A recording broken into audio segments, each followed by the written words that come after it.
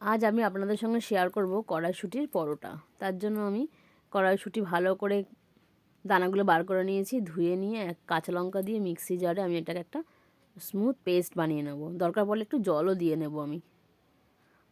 Paste করা হয়ে গেছে। এবার একটা গ্যাসে একটা প্যান বসিয়ে দিয়েছি। হাফ চামচ মতো কালো জিরে আমি শুকনো খোলায় নেড়ে নেব, নিয়ে এটাকে একটু গুঁড়ো করে নেব। এবার ওই প্যানে আমি দিয়েছি সর্ষের তেল আর দিয়েছি একটুখানি আদা। এই আদাটা একটু ভাজা ভাজা হয়ে গেলেই আমি এর মধ্যে ওই বেটে রাখা কড়াইশুঁটিটাকে দিয়ে দেবো। একটু ভাজা ভাজা কাঁচা গন্ধটা যাতে চলে যায়, আদাটাকে একটুখানি ভেজে নিতে হবে।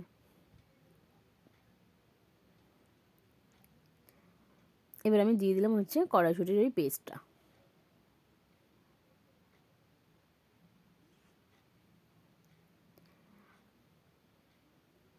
এবার একটুখানি এটাকে নাড়িয়ে নেব।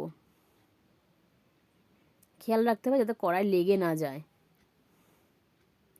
এর মধ্যে আমি অ্যাড করলাম একটু হলুদ গুঁড়ো, নুন আর হচ্ছে চিনি, আর ওই বেটে রাখা বেটে রাখা কালো জিরাটাকে আমি দিয়ে দিলাম।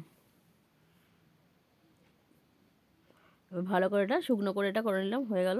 এবার আমি এটা আটা মেখে রেখেছিলাম, ভালো করে একটা ডোম বানিয়ে রেখেছিলাম।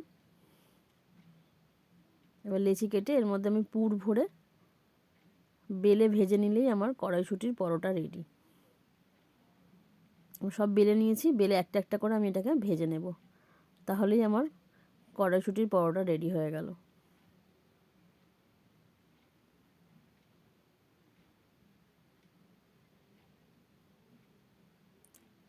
আপনারা চাইলে অনেক বেশি তেলেও ভাজতে পারেন, আমি একটু অল্প তেলে ভাজবো।